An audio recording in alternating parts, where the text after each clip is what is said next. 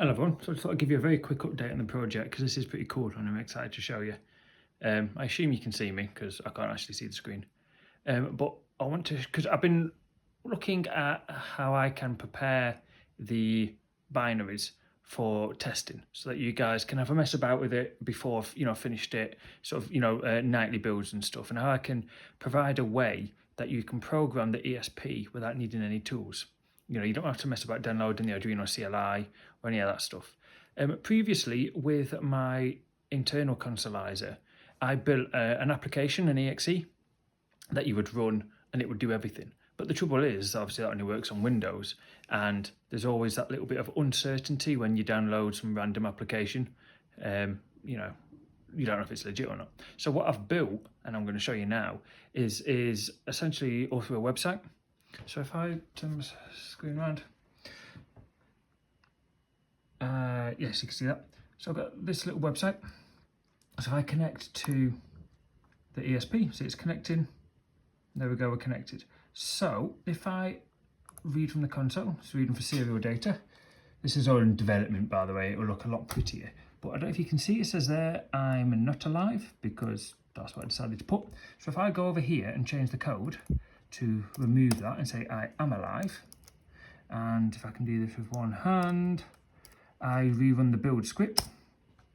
And then, so what should happen now is, once that's built, it will realise the binary's changed. A WebSocket will communicate to the website to say, yo mate, the binary's changed. This then should then begin programming the ESP. There we go, it's now begin programming it. And it's now programming it through the website. So no tools are needed, nothing. It's all, you just plug in Chrome and off you go. So this is what I'm thinking. I will provide a website where there'll be a drop down, and here, I don't know if you can see it in all of these logs. Where is it? It says something about downloading. I can't find it, but basically it downloads here we go, downloading binary. So that has downloaded the binary from my development server into the web browser to program the ESP. So what I'll provide is a drop down where you can select the release from my GitHub, press the program button, and it will go off and do it. So see, now it's done, it's programmed. So now if I reset the ESP, I'm just pushing the button on it now, you can see it's now gone back into logging, and see it says I'm alive. I assume you can see that. So basically it's programmed it. So it won't be doing the whole automatic stuff. That was for me for development, so that I can build a new binary and it will automatically program the ESP for me.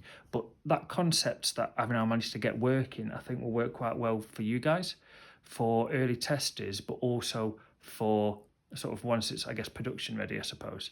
Yeah, so I guess that's just what I wanted to share. It's pretty cool. It took a lot of work to get that to happen, so it was quite exciting. So yeah, that's it. Just a quick one.